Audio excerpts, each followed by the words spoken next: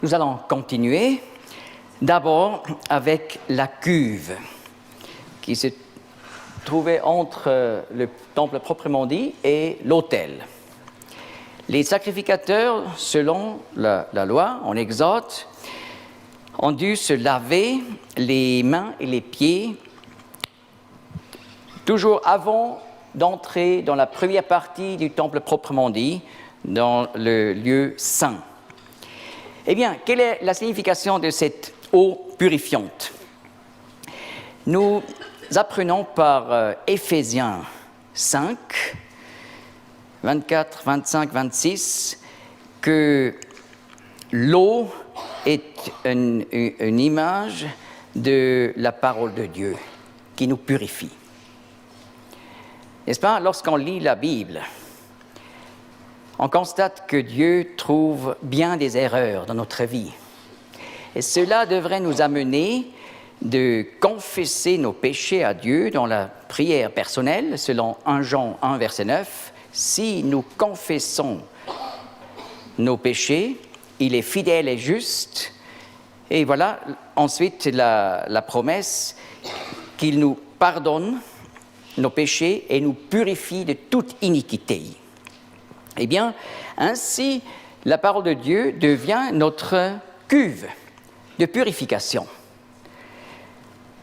Et voilà, les sacrificateurs sont une image de ces gens qui sont maintenant, sur la base du sacrifice, en relation avec Dieu. Et le sert, mais pour avoir cette communion continuelle, régulière, chaque jour avec Dieu, il faut toujours cette purification par la parole de Dieu. Et d'ailleurs, en 1 Jean 1, verset 9, il est juste d'appliquer ce verset à la conversion, au moment de la conversion. Mais en fait, en grec, si nous confessons est un duratif. N'est-ce pas? En grec, on peut, par les verbes, distinguer si c'est un duratif, un ponctuel ou même un résultatif. Je vais seulement expliquer maintenant le duratif, c'est-à-dire c'est une action répétitive ou continuelle. Donc le sens n'est pas simplement si nous confessons une fois nos péchés, mais si nous confessons toujours de nouveau. Il est fidèle et juste, qu'il nous pardonne. Et c'est aussi un duratif, pardonne toujours de nouveau et nous purifie toujours de nouveau de toute iniquité.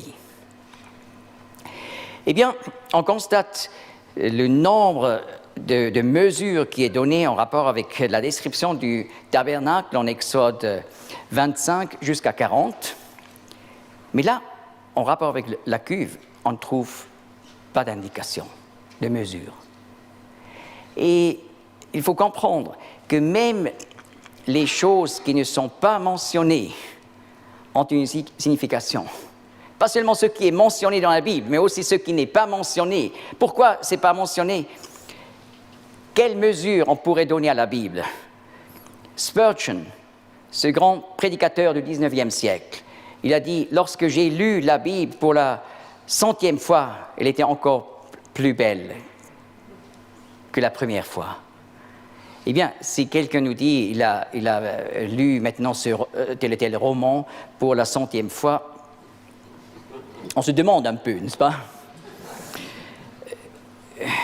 Sans doute c'est un savant, mais on se demande un peu, voilà, mais lorsqu'on lit la Bible pour la 100e fois, elle devient encore plus belle que la première fois. On ne peut pas donner une mesure, parce que la vie ne suffit pas pour creuser les trésors de la parole de Dieu, de la Bible.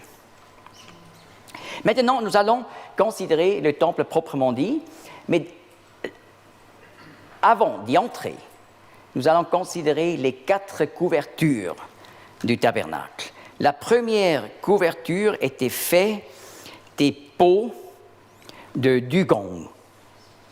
C'est quoi? C'est un animal similaire au lamentin. C'est pas clair ce que c'est? Eh bien, c'est ça, le dugong. C'est un animal qu'on trouve dans à la mer Rouge et juste autour du péninsule du Sinaï. Alors, c'était le bon endroit.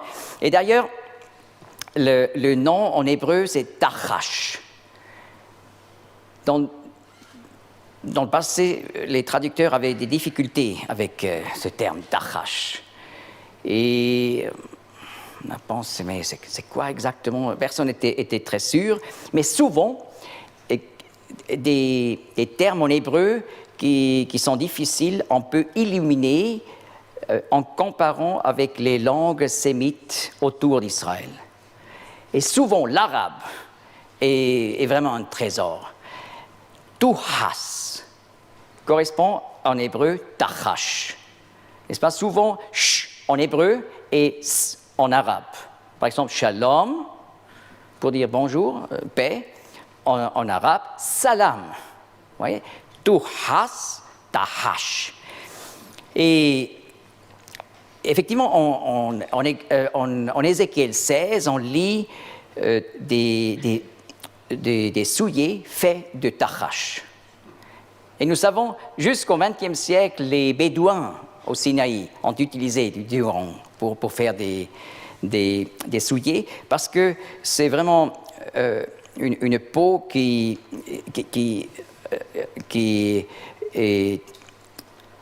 supporte beaucoup. C'est pour ça que c'était idéal pour protéger le tabernacle. Mais ce n'était pas très beau, on peut dire. Et si on compare ça avec les autres tapis après, par exemple, le 4e tapis était fait de pourpre bleu et rouge. Et voyez, dans cette dimension, eh bien, toutes les richesses étaient en fait cachées par du gant, les peaux de dugong. Et dans ce contexte, je lis d'Ésaïe 53. C'est des prophéties quant au Messie, où nous lisons une confession juive. 53, verset 3. Il est méprisé et délaissé des hommes, homme de douleur, et sachant ce que c'est que la longueur. Et comme quelqu'un de qui on cache sa face, il est méprisé et nous n'avons eu pour lui aucune estime. Certainement, lui a porté nos longueurs et s'est chargé de nos douleurs.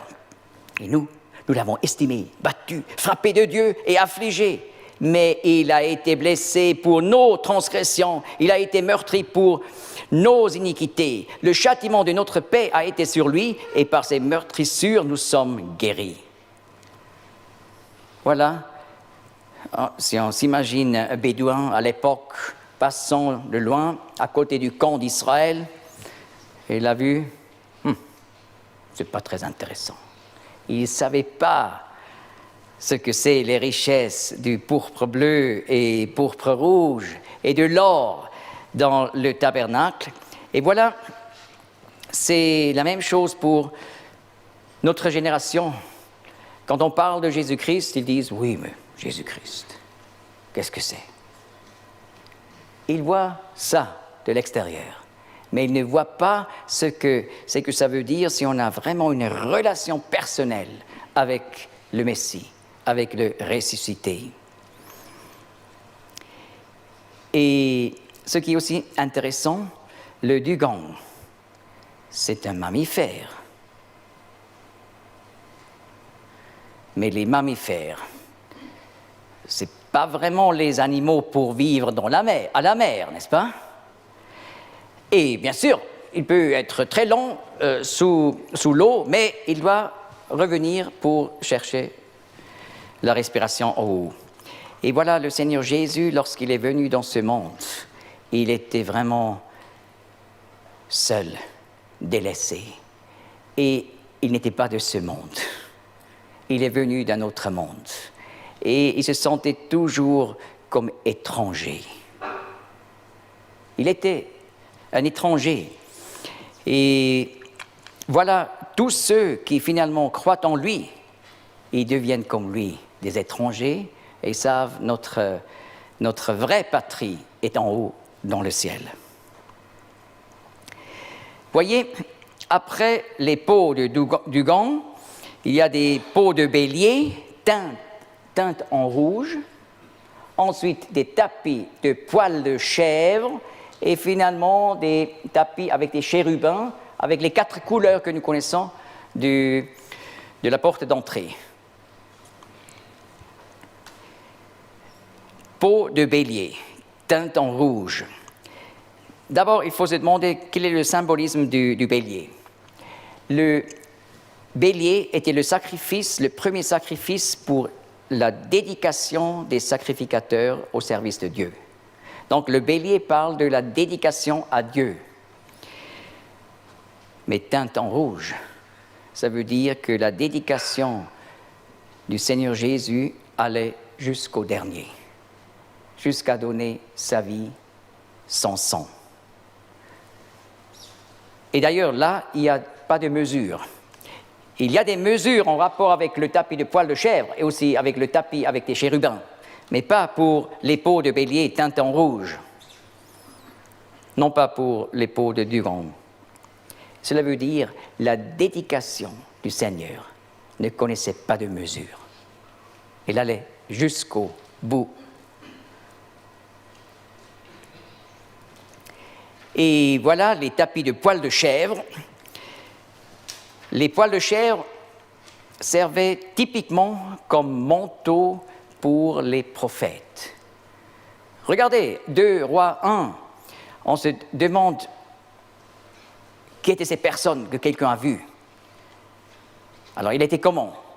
Il portait un manteau de poils de chèvre. C'est Élie, le prophète. Immédiatement, c'est clair. C'est le manteau du prophète.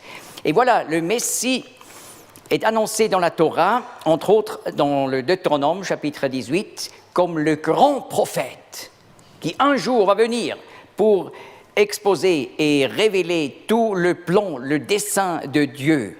Et la Torah dit, et il faut écouter à sa voix.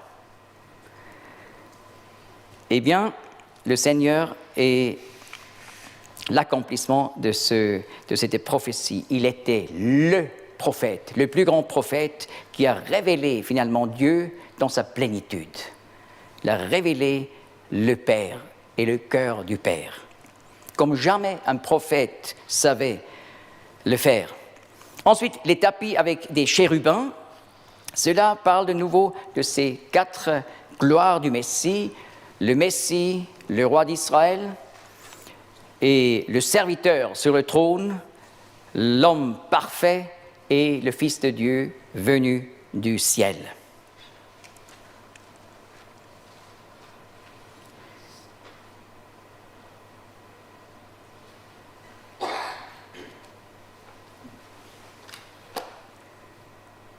Et maintenant, juste entre deux, une question. On lit dans le récit du garçon Samuel, 1 Samuel 1, 2, 3, qu'il a dormi vers l'arche de l'Alliance. Mais comment c'était possible? Parce que seulement les sacrificateurs avaient le droit d'aller dans le sanctuaire, mais jamais dans le lieu très saint où il y avait l'arche de l'Alliance. Et Samuel n'était pas un sacrificateur, il était un lévite, mais pas un sacrificateur. Mais comment c'était possible? Vous voyez ces tapis au-dessus. Et là, il y avait un espace entre deux. Et là, les sacrificateurs et aussi les lévites pouvaient dormir. Donc le petit Samuel était juste à côté du lieu très saint, vers l'arche de l'Alliance.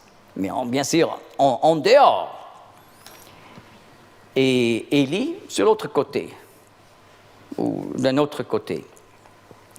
La nuit, tout d'un coup, ce garçon entend la voix de l'Éternel. Shmuel, Shmuel, Samuel, Samuel. Il se lève, il va vers le souverain sacrificateur. Tu m'as appelé? Non. Vous savez, c'est un problème des garçons parfois, la nuit. Ils entendent des choses. Mais il retourne, ce garçon, il entend de nouveau cette voix de l'Éternel. Il va vers le souverain sacrificateur et cela plusieurs fois, et finalement le souverain sacrificateur réalise, c'est peut-être l'Éternel qui appelle ce garçon. Même que c'était une période où c'était très rare que Dieu s'est révélé dans l'Ancien Testament. Et voilà, il lui explique, la prochaine fois où tu entends cette voix, il faut dire « Hineni », me voici. C'est un mot en hébreu, c'est encore plus impressionnant qu'en français, me voici. Donc, il faut être prêt à obéir à la parole de Dieu. Et là, il faut dire « Hineni ». Cela, nous pouvons apprendre par le petit Samuel, ici à côté du lieu très saint. Et vous voyez plus tard, dans le temple à l'époque du Seigneur Jésus, là au nord, vous voyez cette maison, c'était juste à côté du lieu très saint. Là, les sacrificateurs dormaient pendant leur temps de service. Par exemple, Zacharie, Luc 1, lorsqu'il avait son service d'un sabbat à l'autre sabbat, une semaine, il a dormi dans cette maison côté nord. Et le temple futur, le troisième temple, qui sera le temple de Dieu pendant le millénium, et il est décrit en Ézéchiel 40 à 48 avec ces bâtiments là au sud du lieu très saint et aussi au nord, avec trois étages, et ce sont les places pour les sacrificateurs, pour dormir dans le temple d'Ézéchiel. Mais c'est en analogie avec déjà le tabernacle. Si nous allons juste encore à l'emplacement du tabernacle à Shiloh, qu'on vient de découvrir il y a quelques années. Vous voyez, on a construit donc un mur, d'ailleurs taillé du rocher sur place. Et là, entre ces deux murs, taillés du rocher, avec une largeur de 28 à 30 mètres, j'ai mesuré à Shiloh. Là, on a placé le tabernacle. Et vous voyez, le tabernacle avait une largeur avec des coudées royales de 26,25 mètres. Ça se place exactement entre ces deux murs à Shiloh. Donc ici, nous sommes vraiment vers les vrais murs qu'on a fait autour du tabernacle. Et maintenant, on comprend aussi pourquoi en 1 Samuel, on lit que Samuel, le matin, il a ouvert les portes. Mais là, la Bible ne parle plus d'un tapis, mais des vraies portes qu'il a dû ouvrir. Eh bien, ce n'était pas le tapis d'entrée pour le parvis du tabernacle, mais c'était une porte d'entrée en rapport avec ces murs taillés du rocher à Shiloh. Maintenant, nous allons considérer le lieu saint et le lieu très saint. Le lieu très saint avec l'arche de l'Alliance, le trône de Dieu. Ces deux parties étaient séparées par le voile de séparation. Et voilà, dans la première partie, nous avons le chandelier d'or, la table d'or avec les 12 pains et l'autel d'encens. Et le temple proprement dit était composé de bois d'acacia couvert d'or avec 2 socles en argent. Et vous voyez, comme les piliers autour du parvis, ces piliers qui formaient le temple proprement dit sont aussi une image des croyants. Donc, chaque bois d'acacia couvert d'or avec 2 socles en argent représente un croyant en Jésus-Christ. 1 Corinthiens 3, verset 16 explique que l'Église est aujourd'hui le temple de Dieu, le temple spirituel. Donc, le tabernacle parle déjà de ce temple spirituel qui est l'Église, depuis Pentecôte, acte 2. Alors, de nouveau, ça parle des personnes qui ont la vie éternelle, bois d'acacia. Mais couvert d'or, de quoi parle l'or? Eh bien, l'ami le plus âgé de Job portait le nom d'Élihu. Élihu, en hébreu, veut dire « Mon Dieu est or pur ». Phase, c'est or pur.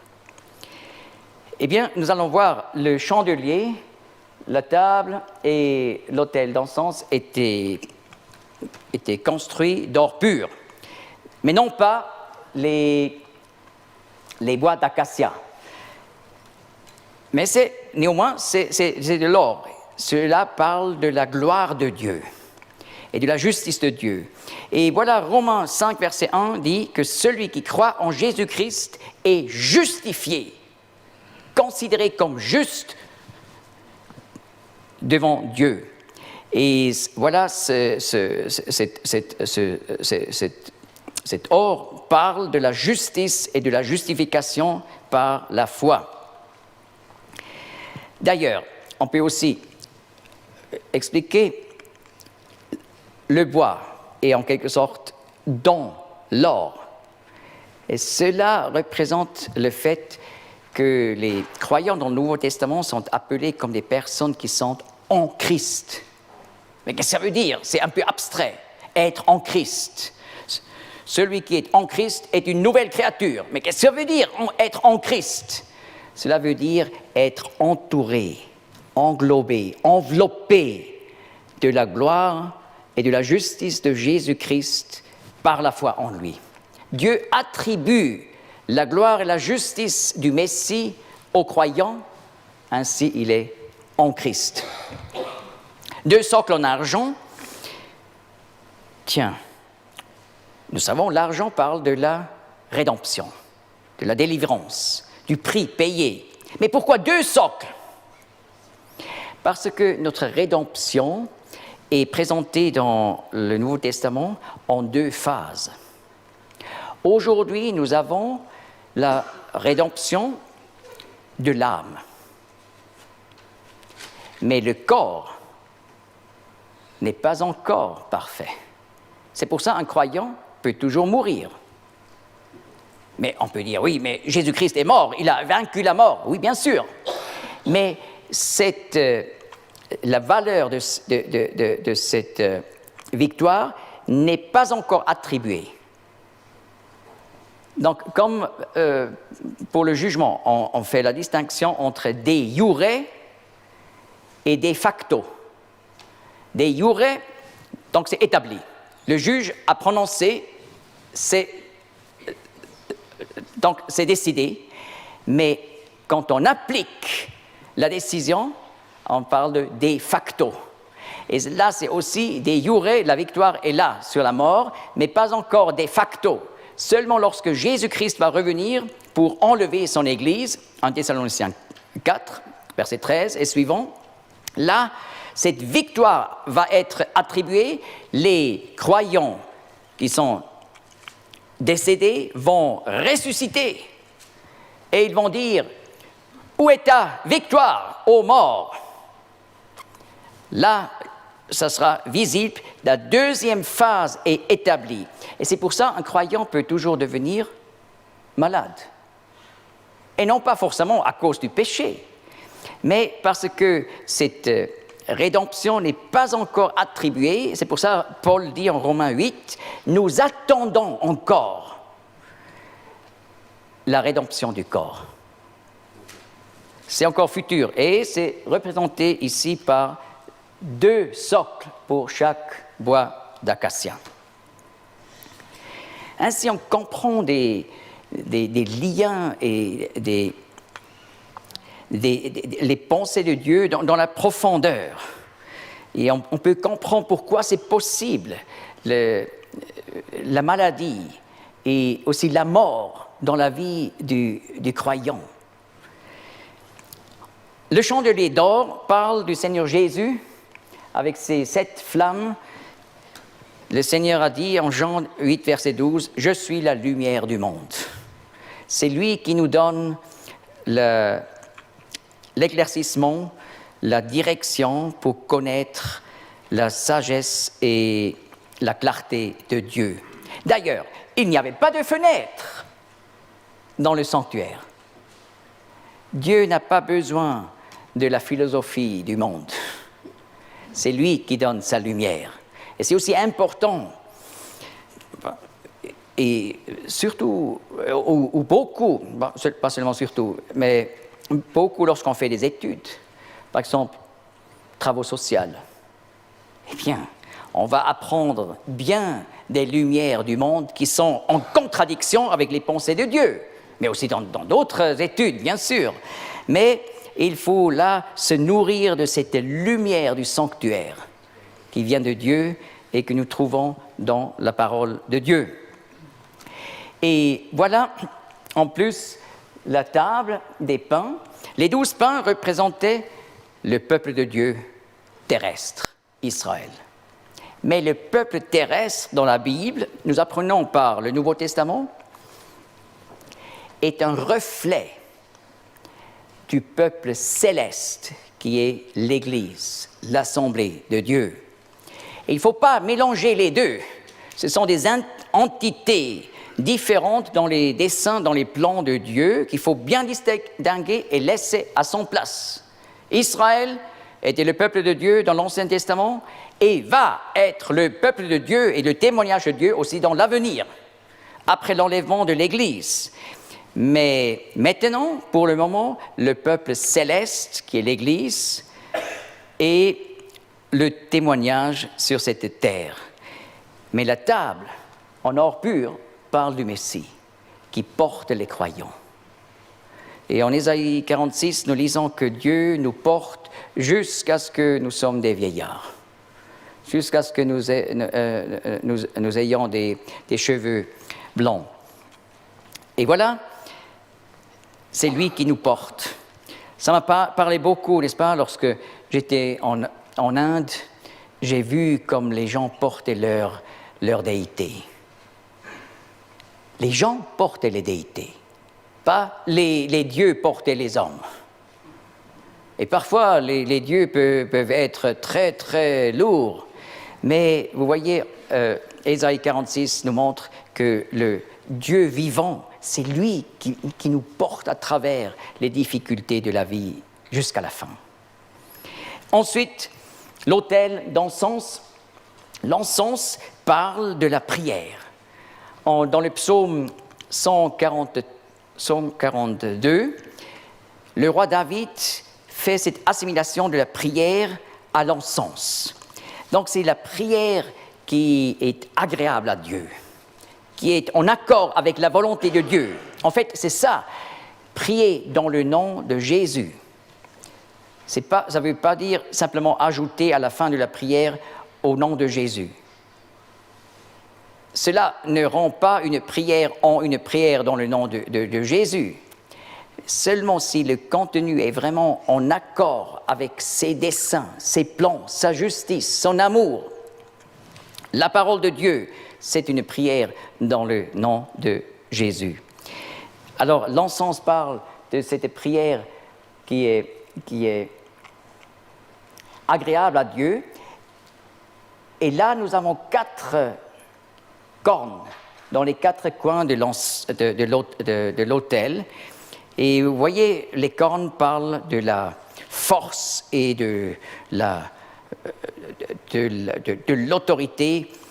Quand on a eu une fois un problème, par exemple avec un bélier ou même avec un taureau, on sait pourquoi les cornes sont un symbole de la force.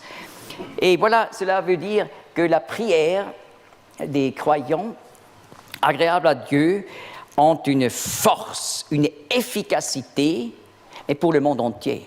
Les 4 cornes parlent des 4 directions géographiques. Donc, notre prière est efficace jusqu'au bout de la terre.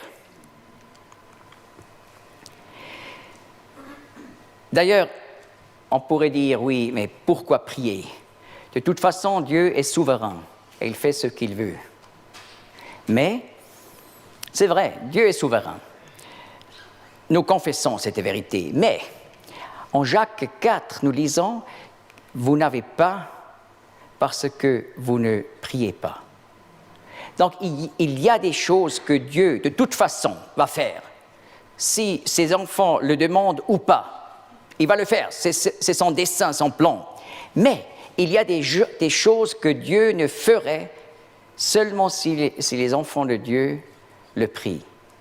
Et cela explique, vous n'avez pas, parce que vous ne priez pas, vous ne demandez pas. Eh bien, c'est un encouragement, la prière fait une différence. Il y avait 4 barres qui ont bien ajusté et lié ensemble les bois d'acacia couverts de l'or. Et ces 4 barres parlent de ces 4 principes qui ont caractérisé l'Église dès le début, dès Pentecôte. Je cite d'Actes 2, et cela au verset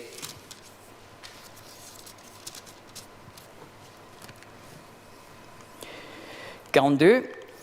Juste après l'effusion du Saint-Esprit, et il persévérait dans la doctrine des apôtres, et la communion, dans la fraction du pain et les prières. Voilà les 4 points. La doctrine des apôtres, la base. Ensuite, la communion et des croyants, la fraction du pain, la scène et les prières. Ce sont les 4 barres visibles. Mais il y avait encore une barre invisible qui perçait par les bois. Qu'est-ce que ça voulait dire? Eh bien, c'est le mystère de Colossiens 1, 27 qui dit « Christ en vous ». Jésus-Christ relie tous les croyants, mais invisiblement, parce que c'est lui qui est représenté par cette barre invisible. Alors, pour finir, si on voit simplement cette table de présentation des pains, n'est-ce pas, ça a maintenant une signification profonde pour nous. L'autel avec ses cornes, le chandelier d'or. J'ai déjà mentionné le voile de séparation, et ce voile de séparation a été déchiré dans le temple lorsque le Seigneur est mort, Matthieu 27, pour montrer maintenant, seulement par la mort du Messie, l'accès à Dieu est ouvert. On n'avait pas d'accès dans l'Ancien Testament. Personne n'avait accès au lieu très saint, sauf une fois par an, le souverain sacrificateur, mais toujours avec le sang du sacrifice. Eh bien, cela voulait montrer, avant la venue du Messie et avant sa mort, l'accès à Dieu était toujours coupé. Mais par la mort de Jésus-Christ, maintenant l'accès est ouvert. Et nous avons le droit d'appeler Dieu Abba, Père. Est-ce que c'est spécial? Très spécial, parce que vous pouvez regarder dans les livres de prière dans le judaïsme, vous n'allez jamais trouver que Dieu est appelé Abba. Parce que les rabbins ont dit, c'est trop intime. On peut appeler Dieu Avinu, notre Père. Avinu Sheba Shamayim, notre Père qui est dans les cieux. Ça, c'était possible. Et là, il comprenait Père dans le sens de Dieu le Créateur, qui a créé les humains, qui a créé le peuple d'Israël. Mais Abba, pas possible. Mais le Seigneur Jésus, le Fils éternel de Dieu, qui est venu dans ce monde lorsqu'il était, Marc 14, dans le jardin de Gethsémane, il priait Abba, Père. Il s'adressait de cette façon au Père éternel.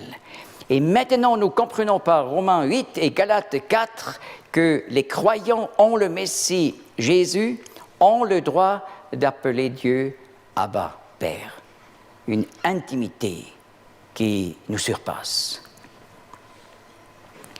Voilà, je finis avec c'était confession que le tabernacle est la révélation de Dieu en jugement et en grâce.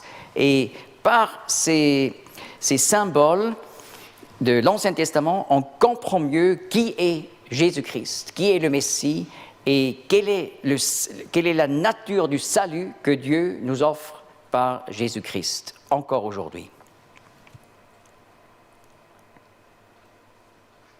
Merci.